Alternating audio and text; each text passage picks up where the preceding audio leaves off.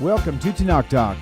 I'm your host, William Hall, broadcasting live out of Kingsland, Texas, USA, with episode number 42 of TNT, the Twisted New Testament, with Rabbi Stuart Federow, coming from Houston, Texas. Home with the Houston Astros, who's been kicking tail lately. Rabbi, welcome back to the show. It's good to see you. Thank you. You still talking to me? Yeah, can you hear me okay? Yes, I can hear you okay. Are you mad at me? Oh, never. Can't that? Yeah, you are. I'm sorry. Look at that. I should have kept my mouth shut. Look at that smile. How could I possibly? Oh, no. It's been long. It's just always a long work week and long day on my knees, laying flooring for 9 hours straight, just about. And then you come home. You only have, an hour at the most to be able to set up everything, and it's challenging sometimes. And then you get an ornery rabbi who should be merely grateful for just being on the air with you to be hawking you a chinik or harassing you. No, hawking you I'm not sure how to define that. That's harassing you for nothing. All right, I'm sorry. No, you're a good guy, man. I don't care what anybody says. Yeah. Yeah, and what's really cool is I've never heard anybody say anything derogatory about you. You're just a nice guy, man. That's all there is to it. So. Fooled you, didn't I? No, you're good. You're awesome. I am a little upset with you though. I bet you are. But not about what you think. What you? Oh, really? Think. What else is there? What else is there? I mean, how long has it been since you've been here? Well, yes, yeah. Probably at least a year and a half. Yeah, it's been a little too daggum long, in my opinion. So, yeah. You're right. I will come. I promise. In that regard, yes, I'm a little ticked off. All right, okay. We're not that far. That's the thing. I know, right? 2 hour ride. That's just, Yeah. Yep. That's funny. Okay, so either way, I'm glad that I'm actually glad that all your surgery crap is over. I hate to say that word, but well, thank you. Yeah. It is. I'm happy that it is. Right. Although I'm not quite sure. I'm not sure it did me any good. Well, you know what? I guess time overall will definitely tell. I mean, it's. Well, yeah, they said it's early. They say that they can take up to 2 years for real, true. Right. Getting back to normal. Right. Yeah. Yeah. Well, all right, cool. Pardon me. All right, so let me do this real fast before I don't want to cover you up. Okay, so I just logged into the phone lines, so you'll be able to reach us at the number on screen, 855-952-4253. Translates to 855-95-BIBLE if you're on the go. If you're on vacation, like I said before, if you're in Tahiti or whatever, and you just thought about calling and you couldn't remember the number, 95-BIBLE, 855-95-BIBLE. That's the number to remember. So, anyway. You should get a sing-song thing, like a whole bunch of girls going 955-95-BIBLE. We dial 855-595-243 and get Mr. Gaddy's pizza delivered. Yeah. No, not Gaddy's. That's it. Trey. Oh my gosh. What's really funny, one of the commercials I still remember from like when I was a teenager. This may tell you guys how old I am, but I don't care. But remember the whatchamacallit, the candy bar? Sure. The two brothers were sitting on the screen and they were looking side by side, and one brother was eating a candy bar, and the other brother looked at him and says he's like, "What you eating, Luke?" He goes, "Whatchamacallit?" He goes, "What do you call it?" "Whatchamacallit?" "No, I mean, what's his name?" He goes, "Right. Well, I told you the name. Did too. You said whatchamacallit." That's right. I don't know why, but certain things just stick with me and I can't shake it, and that's one of them. Okay, since you have brought it up, and since you're absolutely insisting. Man. Yes, I am insisting. You're right. Are you ready? Go for it. Little girls have pretty curls, but I like Oreo. Oreo's my choice because it's the very best cookie ever was. Girls are nice, but boy, what icing comes with Oreo. Wow. Oreo. This is the 1970s and 80s commercial version of TNT. Yeah. Hey, one of my favorite commercials of all times is this little girl she was like, in her little bathroom behind the door, and the mother hears her talking, And she's like, "Are you talking to the walls again?" She goes, "No, Mommy, the toilet paper. Remember the talking toilet paper thing? I can't remember. Oh, soft, ultra soft or something. I can't remember. Right. If I played it right, if I did it right, you would have remembered and said, "Oh, how adorable." Well, it sounds adorable, but yes, I'm not quite sure of that. Right. That's funny. Okay, so here's the deal. Let me let's see. The music has stopped. Let me turn up the phone lines because otherwise I won't even hear it ring. You know, people have asked me why don't you turn down the ringer whenever it comes through? Because honestly, if I don't have the ringer turned up in the show, You won't know it rings. I won't know it rings because I got too much stuff going on, and neither will like you or the rabbi. And we could be talking, even if I heard it, but you didn't. You wouldn't know there was a call coming in, and you might want to kind of speed up things if you know a caller's waiting. Absolutely. So the phone lines are open. I'm really hoping we get a phone call, but even if you don't call, that's okay because we've got a really, really, really awesome topic that we're going to start off with. And Rabbi, I want to cover that there's multiple problems with this particular area of Scripture of Yes, Tanakh. you're not kidding. So Isaiah 7:14 it talks about the quote unquote virgin birth from the King James, but I did notice that like in some translations, like the Complete Jewish Bible, it doesn't say the virgin or the whatever. It literally translates it correctly, the young woman. Right? Right. And so, but also I want to not only cover that, but also the whole sign thing, because so many Christians think that the virgin birth or the birth in general was the sign, but I don't think that's the case, is it? Definitely not. Okay, good. By the way, should I start singing? I saw the sign, and it opened up my eyes. I saw the sign. No one's going to grab you up to get into the light where you belong. Now, don't you wish I actually could sing? Yeah. No, actually, you did pretty good. You didn't go off key too bad. You didn't sound like a girl, though. That's the only problem I have. So, go back where you belong. How's that? That was better. Oh man, that's funny. Okay, cool. All right, so let's go there. All right. Let's check out this whole virgin birth thing that's not there. Well, it's Isaiah 7:14 as you said, but it really starts with Isaiah 7:1. You know what? Hey, linger for a minute. Give me a second. I want to pull up the Bible on here because I want people to see this. I want them to see. They need to see this. You know, another thing I want to cover, which I know you're going to do it already, and that is the part that's missing in the English. The virgin. The young woman. Yes. It did, yeah, because everything says a person, which is non-definite. Right. You know?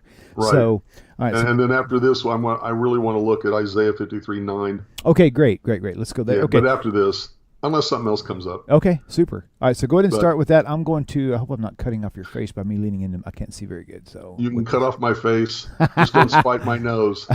Don't cut off my face to spite my nose. Oh, you're funny. Okay, so main display. I need to go with window, and I need to select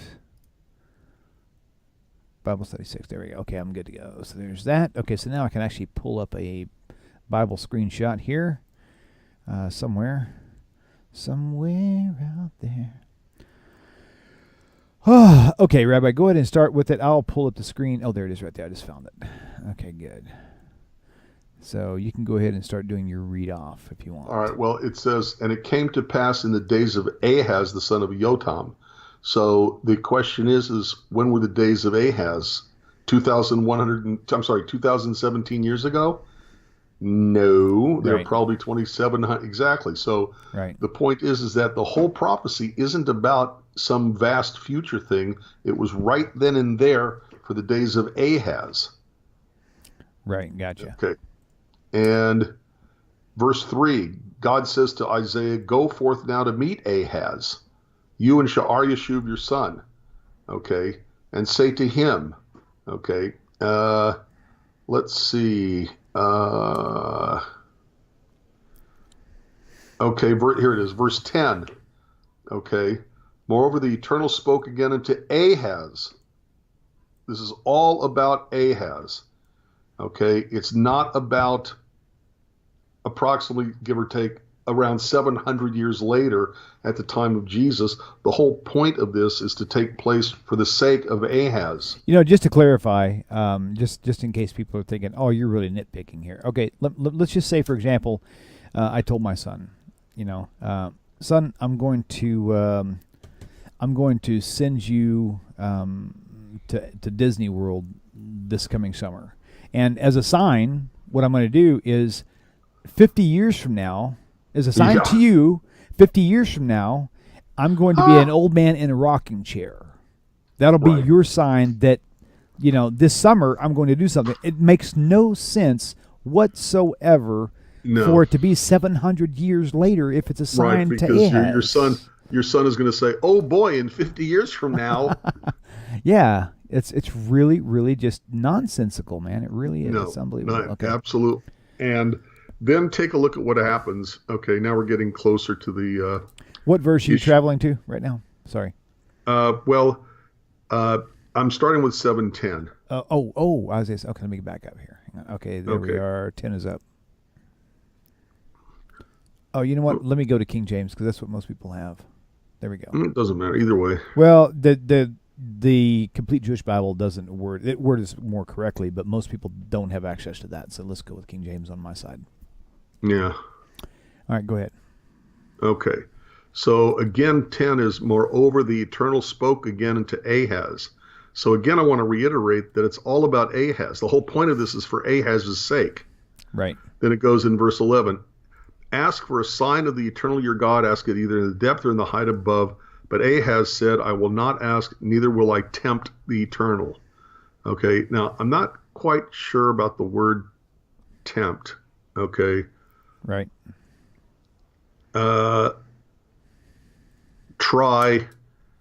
Not tempt, like, ooh, that's a temptation, but to put to a test. Right, to test. Okay, to test it's the same verb. Okay, so the point is that Ahaz is afraid. He says, okay, I'm not going to push. Okay, Ahaz, frustrated, says, look, buddy, when I tell you to ask for a sign, aren't you supposed to ask for a sign? Fine. You want to ask for a sign? I'll give you one anyway. Right. Okay. So this is verse 13 now. And he said, hear you now, O house of David, is it a small thing for you to weary men, but you wearied my God also? Why does he say this? Because I just asked you to ask me for a sign and you won't even give me a sign. Right. To ask for. So now we come to 14. And it says, therefore the Eternal himself shall give you a sign. Behold, a young woman or virgin shall conceive or is pregnant, and that's the issue, and bear a son and call his name Emmanuel. But it doesn't end there. The sign, butter and honey shall he eat, that he may know to refuse the evil and choose the good. For before the child shall know to refuse the evil and choose the good, the land that you abhor shall be forsaken of both her kings. So the sign is not the birth. The sign is not the birth. The sign isn't even the fact that by the time the kid knows the difference between good and evil, the two enemy kings that you're afraid of are going to be dead and buried. That's not the sign either. What's a sign? Sign is something you can see. You can see it from a distance. Exactly. Everyone. It's a physical entity. It's not a miracle. Right. If he'd have said, ask for a miracle and I'll do it, he didn't say that. He said, ask me for a sign. Right. So the first kind of sign that I think of is a stop sign. A stop sign is metal and paint. Yeah. Okay. Right. It's real. It's in the real world. It's a physical entity. So the physical entity, before you even get there, what's the purpose and function of a sign? So the sign points to something. It points out to something. Okay, a sign that says stop means it's pointing out to you that that's the place you're supposed to stop. Not 50 feet in front of it, not 50 feet behind it, but right there at the stop sign. And not only that, but it's so that everyone within a visible eye shot can see it. Everyone, not a select person. And if they're driving, they'll do it. Yes, exactly. Yeah. Okay. So what is the sign? The sign is the kid himself. Right. Okay. Every time he sees the child is a reminder, a sign to Ahaz that Ahaz has nothing to worry about. Right. So, and how old is the kid? You just maybe kid doesn't matter how he's young. He is. 3-4 years old, maybe. Before he can taste honey, what was that section? Butter and honey shall he eat. So after he's got to be like 9 months old. I mean, I don't know, very young, right?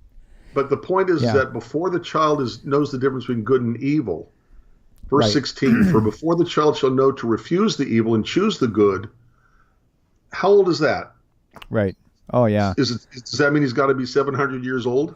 Right. I mean, and of course, even from a point of accountability, I mean, at the worst case scenario, just on that verse, people say, well, not 700, maybe 12, 13, 14, because that's when you're held accountable for good and evil. Bar and bat mitzvah But age. still, Exactly. it actually says earlier though, because it says butter and honey shall he eat. Right. That he may know to refuse the evil and choose the good, for before the child shall know to refuse the evil. Yeah, before then. Right. So he's already been weaned. Right. He's now on solid food. Right. Gotcha. But before he gets old enough to know the difference between good and evil and to only choose the good, Right. even if it says he's 21 years old, okay, old Right. enough to vote in the elections in November or whatever, okay, before he reaches that point, these two enemy kings are going to be dead. The sign is the kid of flesh and blood. Every single time he looks at the kid reminds him that Ahaz has nothing to worry about. And why do you think that Isaiah calls the kid Emmanuel? Interesting. God is with us. God right? with me is God. Okay, gotcha. Imanu with us is God. You have to put the is in there. Languages, Hebrew, for example, ani, I, po, here. Right. So if I want to say ani po in Hebrew, I have to translate it as I am here. You have to put the verb to be is a helping word for the verb to be. I am here. He will be. There's some conjugation of to be, am or will, that goes along with existence. Okay, that's the way the language works in English. In Hebrew, it doesn't. You just say ani po, I am here, but you have to translate it in English with the word am. Right. So Emmanuel is with me is God. That means that the sign is the kid himself. Every time he looks at the kid, he knows the kid's name is going to be with me is God. Okay, and so that's the sign. With me is God. The kid becomes the sign to Ahaz that God is on his side and he's got nothing to worry about. That's the whole point. Awesome. Oh, you know what's funny? You said something that really made me just think, like, and actually chuckle inside. The whole sign thing, right? Okay, so God gave the world a sign that he would not flood the earth again. What would happen if he said, okay, I'm going to give you a sign, there will be a bow in the sky, and no one ever saw it? Right. What is the dang point? Right. I'm What's going the to point put, of a sign? you know what? I'm going to advertise for my work on my truck, but you have to have special glasses to see it. Yeah, there we go. That makes no sense. There's no intellectual, like, smarts there, period, at all. Actually, we're coming to the season, so I should tell you that there is a sign that I can't see. It's somewhere on my synagogue. It says, nutcases enter here. And I keep trying to get rid of it, but I can't find it. Because I'm telling you, William, from November to April, Oh my gosh. Christmas season Now through that's Easter funny. season, it's like the nutcases come out. That's funny. It's really scary. It's really weird. That's I wish I really could get funny. rid of that sign, but since I'm not a nutcase, I can't see the sign. Only nutcases can see the sign. You crack me up, man. Yeah, well, I hope you're already forgive me Oh. for my being a creep before we Hey, began. you know what? It's everybody has their All right. moments. I've got mine. God All right, bless yes. All right, America. at any rate. Okay. Okay. You know how sometimes you work with a text and you work with a text and you work with a text and you see something in there, but you don't realize what you just saw. And then all of a sudden, years later, you're looking again at the text, Right. or somebody will say something and it just grabs you and says, "Look at me." Right. And then you go, "Wow, I never noticed that before." Yep. And I was listening to Rabbi Singer, and he made this statement, and it was like a toss-off statement. It's like he didn't even realize what he said because he's done it so often. And I went, wait a minute, what was that? What did he say? And Right. it's just incredible. So I want to take a look at Isaiah 53:9. Oh, you know, as you're talking about this, I'm actually thinking of Isaiah 53:9 A and B, like the first half and the second half. I hope you cover everything that I'm thinking about so that I don't have to bring it up. Well, hey, no, this is a I know, William, but this a is great. conversation This between the both of us. And so, This is great. if people call in and have questions, they can talk with us too, or just gab. But ultimately it's you and I talking. So I want you to remind me of stuff to say, and I'll remind you or ask you questions. Hey, This is how it works. Okay, and also Okay. just for all you people out there, you want to know what kind of software I'm using. This doesn't really help you much, but Rabbi, tell me in about 15 seconds if you see this. This is all the complexities of, well, this is only the surface, actually. Can you see all this right here? Is it showing up yet? Yes. Okay, Well, so look at all that stuff. yeah, I know. It's really, really like psychotic in a way. But anyway, so It's power. yeah, I've got the power like Grayskull. Okay. All right, so I'm going to switch to Isaiah 53, and we're going to go to verse 9, which is an amazing verse for sure. Let's see, Isaiah 53, 9. Wonderful. Okay, I got it here. Okay, so go ahead, Rabbi, and we'll talk through this thing. Here, and I am using the King James, okay, perfect. Because that's the most often used missionary text. Perfect. Although they're starting to use the NIV a lot more, I will say that. And the NIV is just pathetic. But at any rate, right. Isaiah 53:9. And this is the suffering servant. We know who the suffering servant is. We know why he suffers. We know who he suffers at the hand of. All that stuff, yeah, whatever. But the point is that Isaiah 53:9, and he made his grave with the wicked and with the rich in his death, because he had done no violence, neither was there any deceit in his mouth. Right. Now, the interesting thing is, okay, the whole chapter is 12 verses. This is the 9th verse. Okay, it's still saying, and he made his grave, so we're still talking about that same servant who suffers for God, okay, and it's just amazing to me. I'm telling you, it just, okay, first things first, okay, can you throw up the Hebrew? Yes, absolutely. Okay, I want you to accent something. Okay. Okay. Okay, let's see, and I think...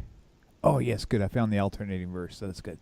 Okay, remember Zephaniah 3:12, okay? Zephaniah. Zephaniah 3:13, actually. Because I want to actually connect that with Isaiah 53:9, okay? Okay, so you want Isaiah 53:9 in the Hebrew, right? Yes, because it's very important to show. 53:9. And this is not the main thing, by the way. This is kind of a minor thing. Okay, so the Hebrew is now up. Okay. You're waiting for it to show up, aren't you? Well, yeah, Okay. Okay.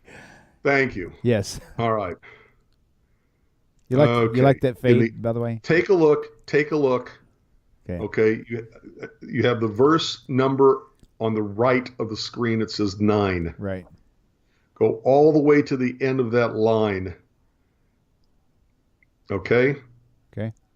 And it says mo tav, correct? No. Well, in the verse? Yeah. Verse 9. No, it says... the last word in that line. Oh, in the line, not the last... No, okay, I thought you meant in the verse. Okay, yeah. No. You've got 9 on the right. Go all the way to the left on the same line. The last word is what we're talking about. Right, b'motav. Right, got it.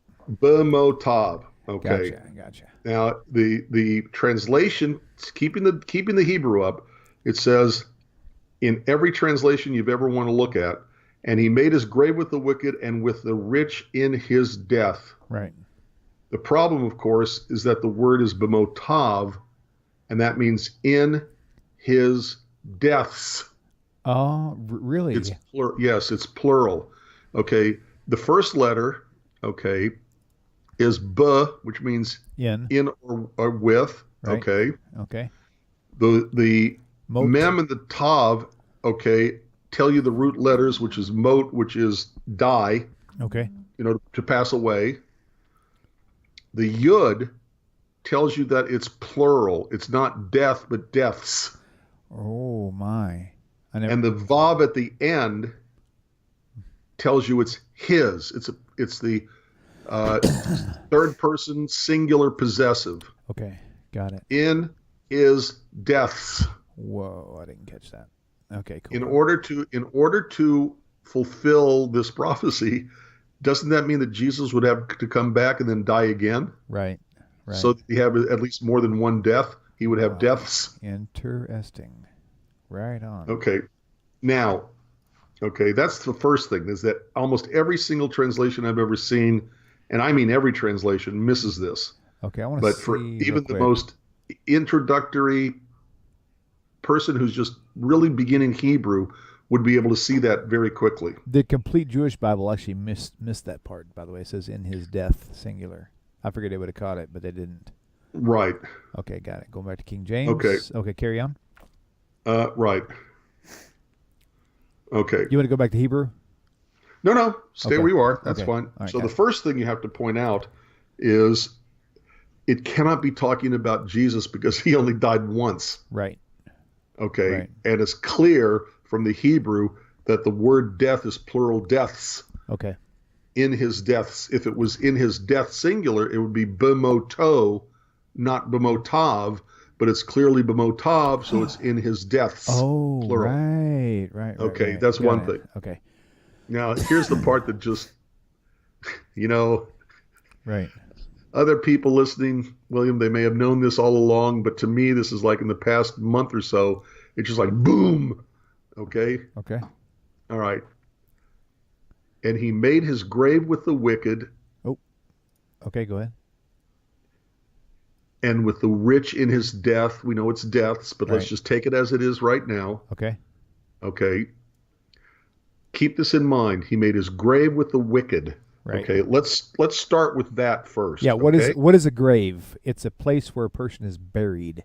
Exactly. Right. And That's the point. I love this point. This is so juicy. Okay, All right. so and everyone knows, Christian and non-Christian, that are familiar with the New Testament, knows that the place where he was buried was in a rich man's tomb. Right. But pull this up. Go to Matthew 27, verse 57. All right. We'll come back to the Isaiah 53:9, but just Okay. Got it. but it says he made his grave with the wicked. Okay. Now let's go see what happened with his grave. Okay, 27:57. When Yep. when the evening had come, there came a rich man of Arimathea named Joseph, who also himself was Jesus' disciple. Right. Now Okay. verse 58. Okay. He went to Go Pilate ahead. and begged the body of Jesus. Then Pilate commanded the body to be delivered. And then 59. Okay, let me scroll up a little bit so I don't lose it. Okay.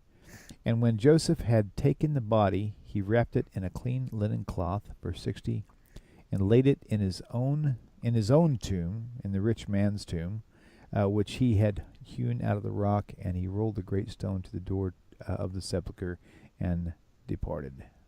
Right.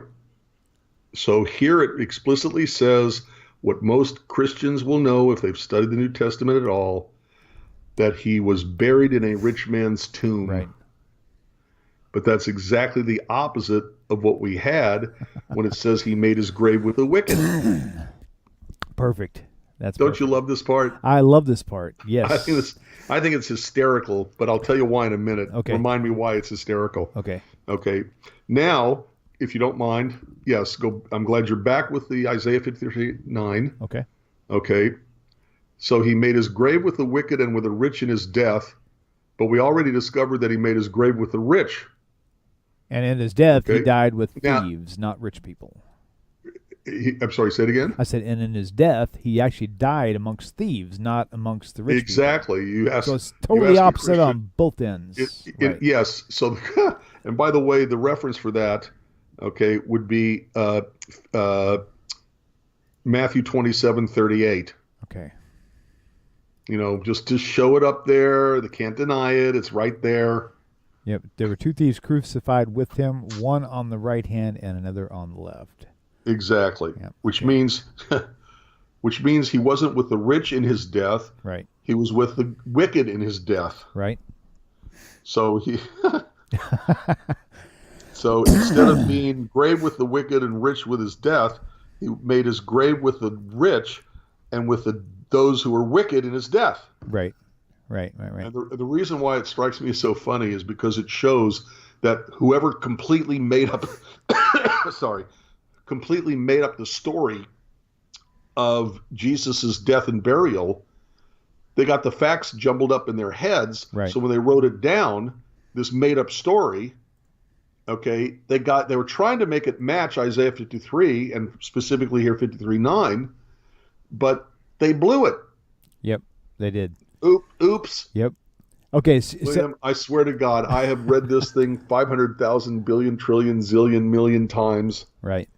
Or close. And never saw it. And I never realized this.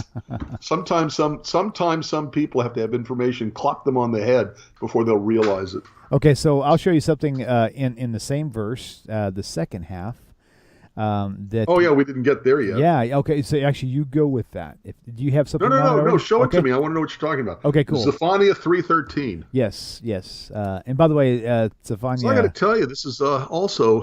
I'm not sure where you're going. Zephaniah, and would you say 3? 3:13. Oh, as soon as you see it, yeah, 13. As soon as you see it, you'll know exactly what I'm talking about. My friend Lon. Actually, he's the first one who showed it to me. I was like, wow, I never saw it before either. So that's kind of cool. Okay, so on your screen, you'll see it says, and he made his, we just read the first half. It says, because he had done no violence, neither was any deceit in his mouth. And so when I've told people before that this is talking about, Israel, the actual nation of Israel, people say, you cannot tell me that the nation of Israel has never done any violence. That there's no way that could be true. I don't care what you say. Right. They start listing off all these things, right? And so to me, I'm thinking, I don't care what you list. I don't care what proof you have. What I care about is what the prophet said. And right here in Zephaniah 3:13, we'll pull it back up here. I think I already had it up there once. Let me see if I can find it again. Where'd it go? There it is right there. Okay, so let me pull it up here, Zephaniah 3:13. Okay, and keep in mind what we just had, 53:9. Okay, it says, because he had done no violence, neither was any deceit in his mouth. Right? Right. That's the complaint, the argument. And of course here we have Zephaniah 3:13, the remnant of Israel shall not do iniquity nor speak lies, neither shall any deceitful tongue be found in their mouths. Almost verbatim. Right.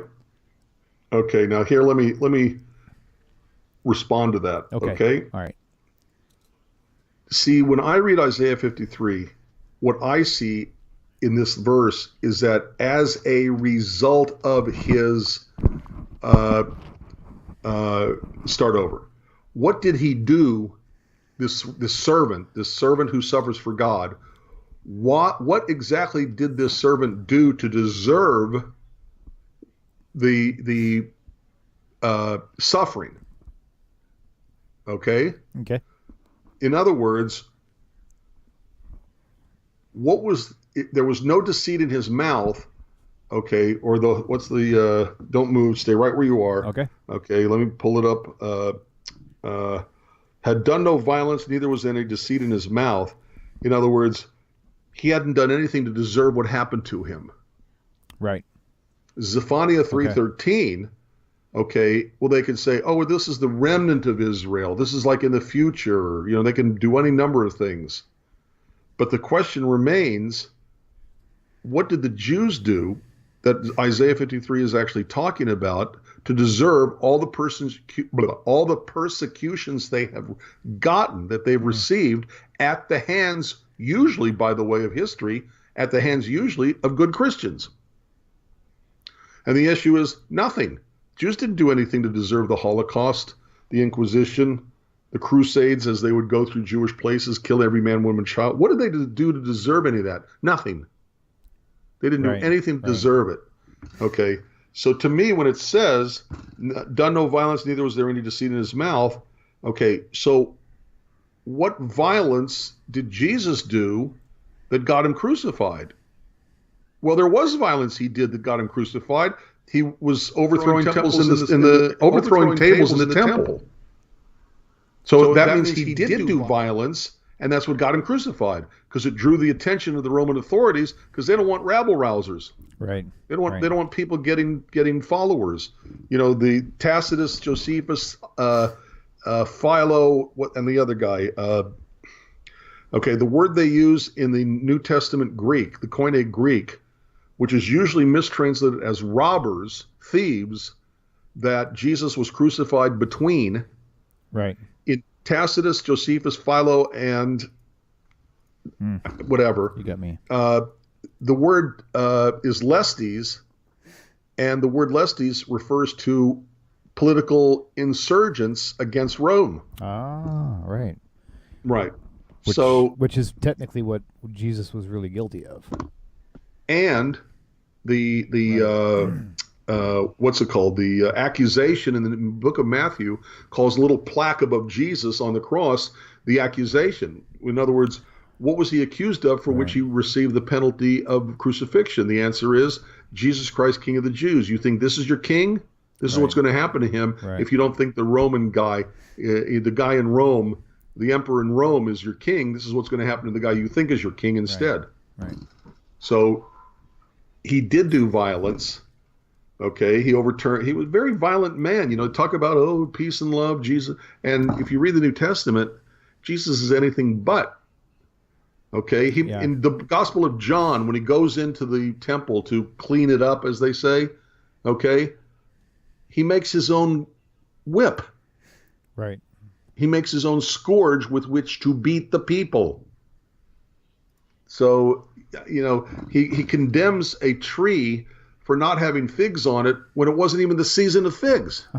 Right.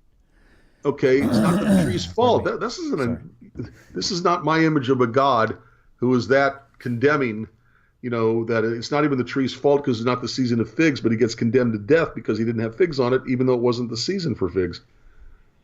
You know, Jesus was a very violent person. He says, as long as you've been with me, haven't you had enough food and clothing and shelter and scrip and everything? But one thing you still lack, go get a sword. Right. Okay. Let's see. Supposedly, if you're God, you command the demons. But instead, Jesus decides to kill a whole bunch of innocent little piggies, okay, and put the demons inside the piggies, and then they have the piggies go drown themselves. Why not just have the demons drown themselves and not just the New Testament shows Jesus to be a very violent person. So it's the violence that he does that draws attention to himself, and therefore, okay, he did do violence, and therefore another reason why 53:9 cannot refer to him. And he also says there's no deceit in his mouth. Jesus says, turn the other cheek. That's a very famous thing. But when the soldier slaps him on the cheek, he rebukes the soldier and says, why'd you strike me? Right. So isn't it deceitful to tell people to do one thing when you yourself don't do it? Yeah. Right. Right. So Isaiah 53:9 seems to me like this ultimate verse, especially now that made his grave with the wicked and with the rich in his death. Oops, sorry. Reverse that. Yeah. Right. Yeah. I think it was Willy Wonka where he kept doing that. Oh, no, reverse that. Yeah, at any rate. Okay, so what else do you want to do tonight? Oh, that's funny. I'd like to have a phone call, just to hear from somebody out there. Well, they can't say they're watching the Astros beat the Los Angeles Dodgers. Traveling right now, so. Yep. Hey, 3-2, though, is looking good. It's looking real good. So, 3 games left. They just need one more. What a game that was, too. That was just amazing. I've watched more baseball in the last week than I've had in the last 3 or 4 or 5 years put together. I watched more baseball in the last 2 weeks than I've watched in my entire life. Seriously. I'm dead serious. I believe it. I believe it. Totally serious. I've never been a baseball fan, but just recently I became one. Really weird. Hold it. Yep. Psalm. Yeah, 44. Somebody asked this on the. What specific verse are they referring to? It doesn't say. It just says Psalm 44. So let me just put it up here and let you take the screen up for me. Okay, so maybe in the first verse or two, I'm guessing.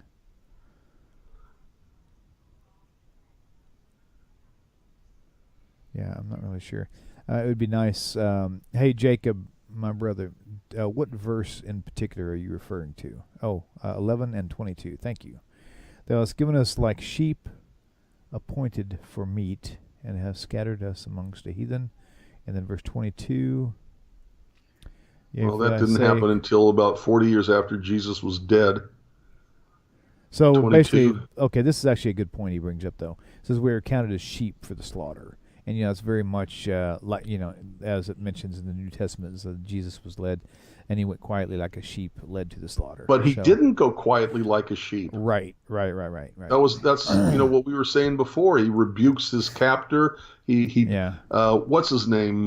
Pontius Pilate says, are you the Christ, or are you the whatever? And Jesus's response is, you say so. Right. But wait a minute.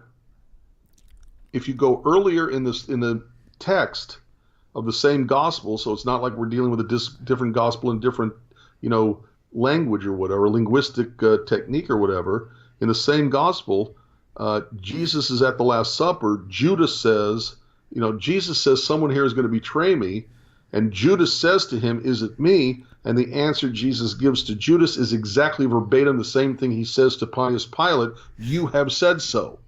Right. Which means that to Jesus, the quote, you have said so, is an affirmation of what he was saying. Or it could be viewed as, you said so. No. But either way, it's still saying that what you said is correct. Yeah. Maybe. How could it be anything else? We know that Judas is the one who supposedly betrayed him, according to the story as written. Right. Okay. We know that Jesus probably thought of himself as a Messiah figure, if not the Messiah. Right. So it only makes sense that when Pontius Pilate says, are you the Messiah? And Jesus says, you have said so, is an affirmation of what Pontius Pilate said, exactly like when Judas says, is it me? And Jesus' response is verbatim the same. You have said so means, yes, you're the one who's going to betray me, because it was Judas who exactly did do that. That is most certainly a way you could definitely see that for sure. Well, that's to me the obvious simple meaning. Right. So, gotcha. So it is the simple meaning. Yes, indeed, for sure. I mean, so the point is that Jesus didn't go quietly like a lamb to its slaughter. He rebuked his captors. He defended himself legally. So, no, Jacob, I don't see how that Psalm 44 verse 11 and 22 would apply to Jesus. Certainly not. In Isaiah 53, I don't see the connection. Okay. Oh, wait, say that again. You don't see the connection. Oh, between the Psalm, right? Got it. Yeah. Right. Gotcha. Yep. Interesting. Pointing out that the servant is unequivocally the nation and not an individual. Let me go back to 22. For your sake, we are killed all the day long. We are counted as sheep for the slaughter. Oh, the first part, not the second part. Yes, we Jews, being the servant, get killed all day for God's sake. Oh, now I see what you're saying. And then what was the other one, 11? Yeah, 11 and 22, right. It basically it says the like same sheep thing. Appointed from me and scattered us among the heathen. Yes, the Jewish people being scattered among the heathen become representative of the nation of Israel as the suffering servant of God. Okay, now I see what you mean. That's a great. Took me a while, Jacob. Hey, I got there. That's a great connection point because now I see that what he's saying. That's really a good connection point. Thank you, Jacob. Yeah, that it shows that it is the nation and not an individual. Yeah, right. I got you, Jacob. Sorry. Yeah, that's awesome. Okay. Wonderful. Okay, cool. Okay, so all right, so we're coming up on the Mass of Christ and Hanukkah. So what kind? Yeah. So well, at least Hanukkah is early this year.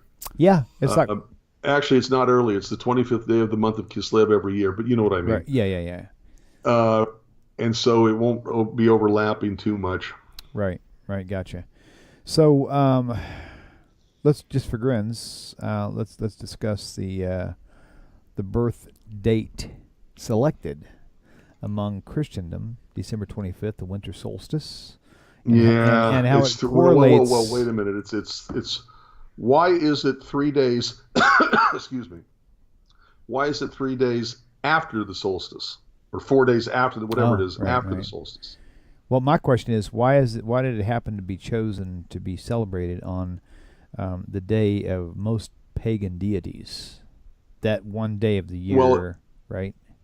like any other pagan deity, because Jesus, in fact, is modeled on pagan deities. Right.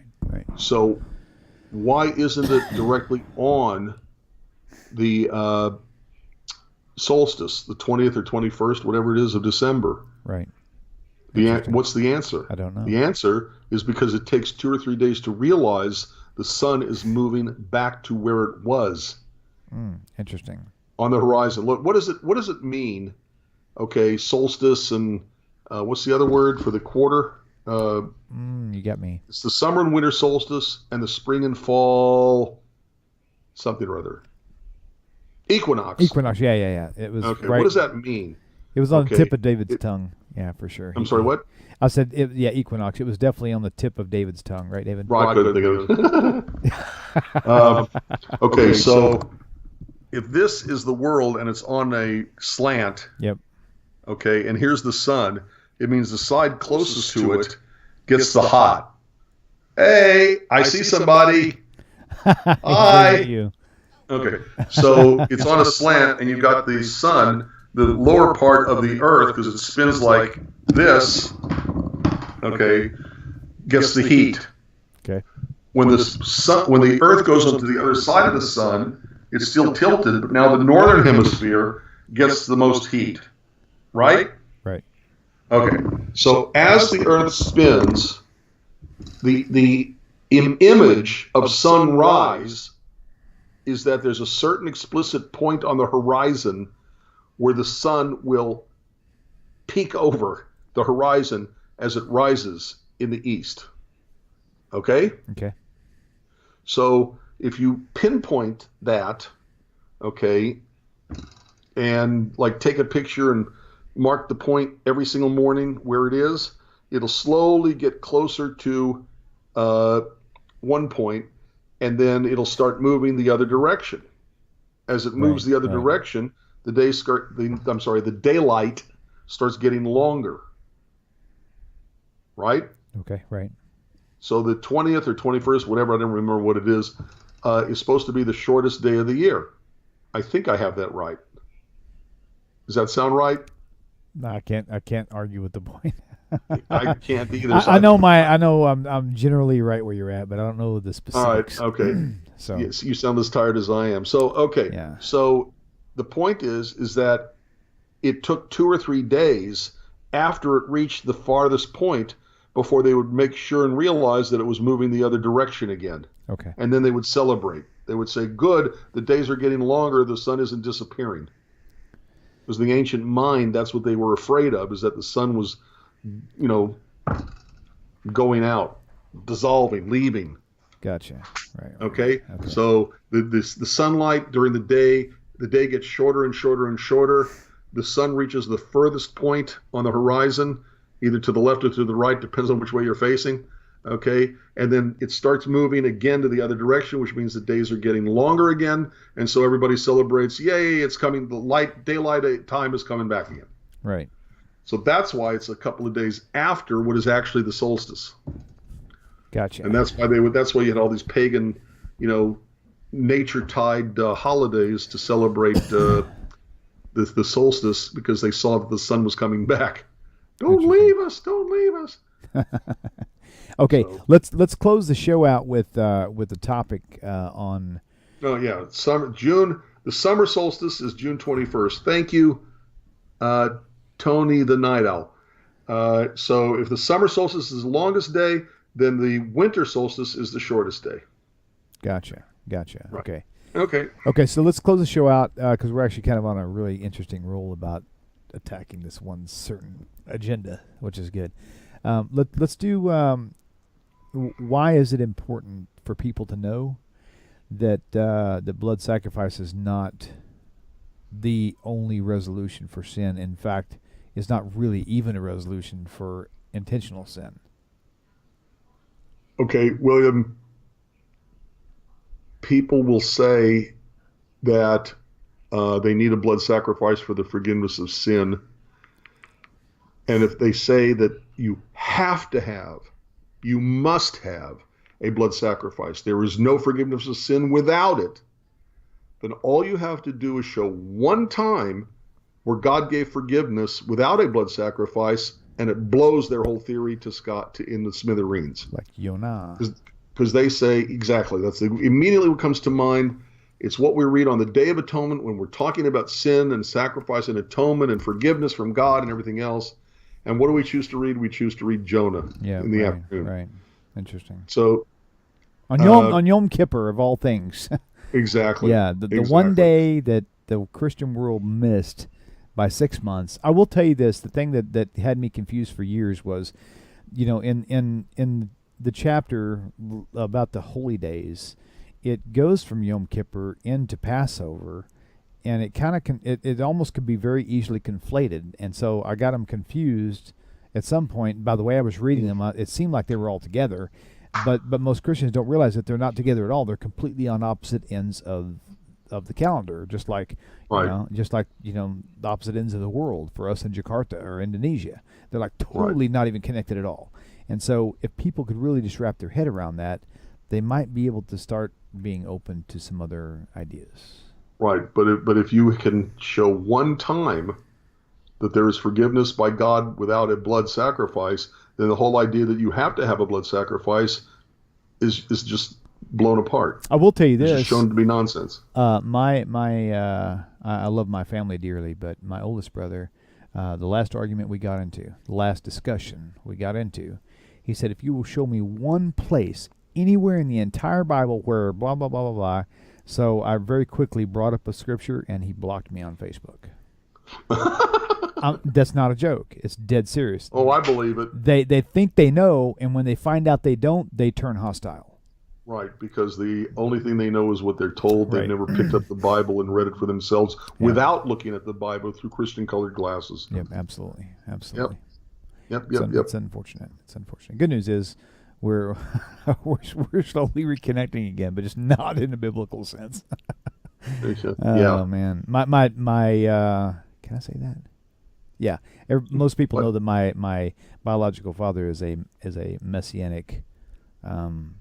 I'll say teacher. Yeah, we'll leave it there. He's a messianic teacher, and the last conversation we had was, he goes, "We can have a relationship, but I don't want to talk to you about the Bible." And I'm like, why not?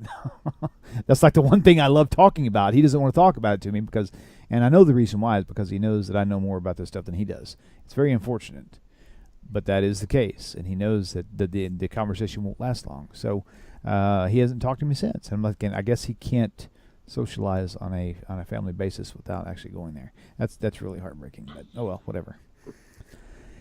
It is what it is. So I really hope that I don't know. I don't know what I hope anymore.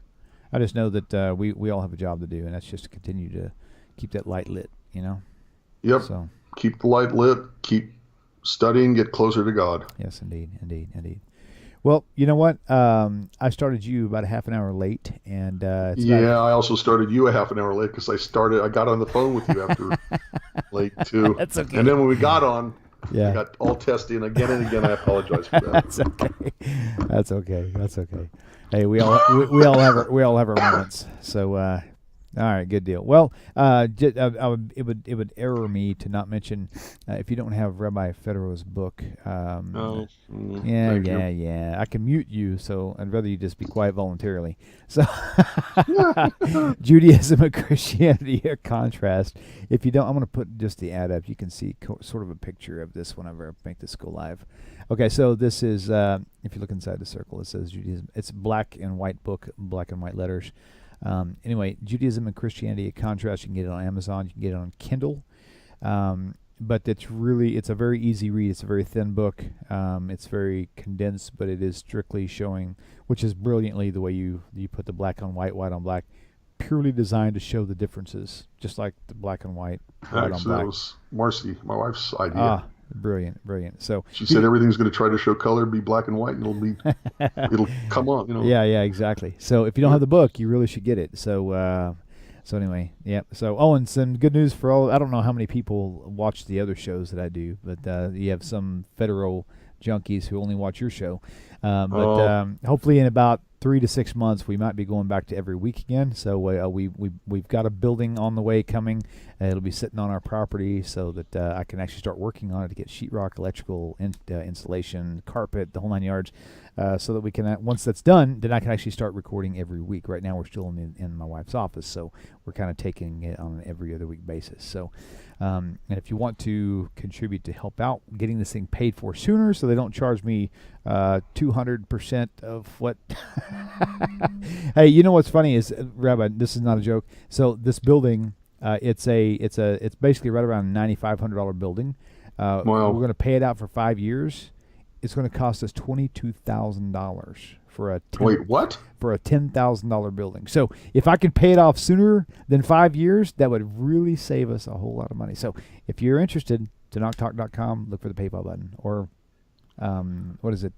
What's the other William, what you need to do is it's already done. At least once or twice a year, have a major push for donations just for that purpose.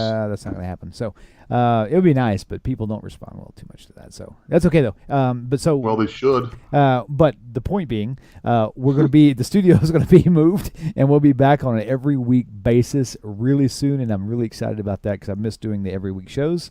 I miss seeing you guys and talking and seeing all the wonderful fans out there. So we're moving that direction. So it's things are looking really good. So just bear with us, be a little patient, and hopefully 3 to 6 months we'll be back to every week again, and we can really just kick this thing off and keep it going. So I like having the continuity, and when the continuity stops, it kind of, you never know when to pop in, and so we'll try to. I'll try to get that back on board as soon as I can. So. I really I'm grateful for all of you guys out there. Thank you, Rabbi. Thank you for your time and your wisdom and your willingness. Yeah, to my pleasure. Yeah. So I think it's fun just talking with you. Hey, I'm really serious. You need to plan on getting back out here again. I mean, I promise you I will. Even long before the studio gets this going, just get out here. We've got room in here in the office. All I've got room for 2 chairs. We pulled a couple 2-chair shows off several times, so we can definitely do it again. It'll be good. So. Okay, folks. Well, we'll go to call it a night. Thank you all for tuning in, and I look forward to seeing you guys. I'll say at the same time, same place, but in 2 weeks, not 1 week. 2 weeks from today, Monday. So shalom to you guys. 2 weeks. And Rabbi, shalom to you. Thank you so much. Shalom, again. shalom. Shalom, everybody. It's been a great pleasure. We'll see you soon. Take care. Shalom. Bye-bye.